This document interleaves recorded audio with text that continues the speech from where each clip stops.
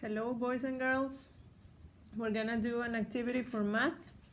You need a napkin, like a paper towel or whatever you have at home, or maybe just a piece of paper from your journal or a construction paper, whatever you have, okay? We're gonna practice shapes. So if you remember, I have the square, rectangle, triangle, rhombus, circle. We're gonna try to make as many shapes as we can using the paper towel or the napkin or the piece of paper, okay? So for example, I see that here, if I take the whole paper towel, this is a rectangle, right? Because it has two long sides and two short sides. This looks like a door, right? It's a rectangle. If I put it horizontal, it also looks like a rectangle because it has two long sides and two short sides, okay? But what if I cut it in half? Look, I'm gonna cut it in half.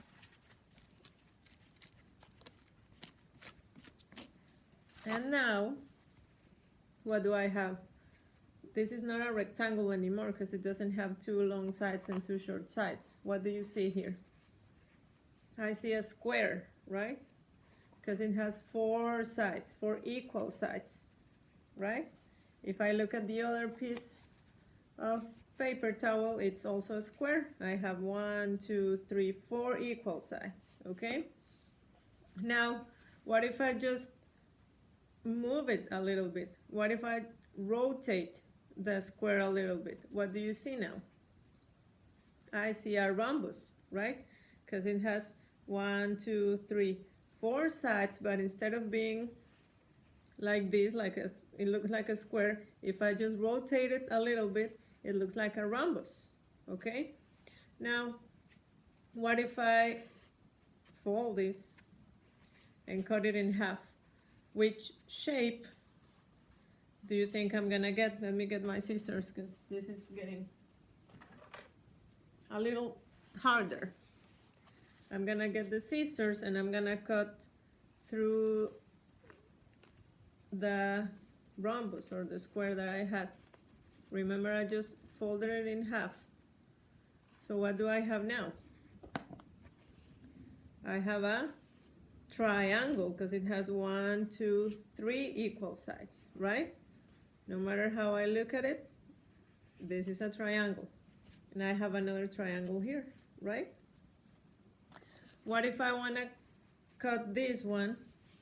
What if I want to fold it this way instead of diagonally?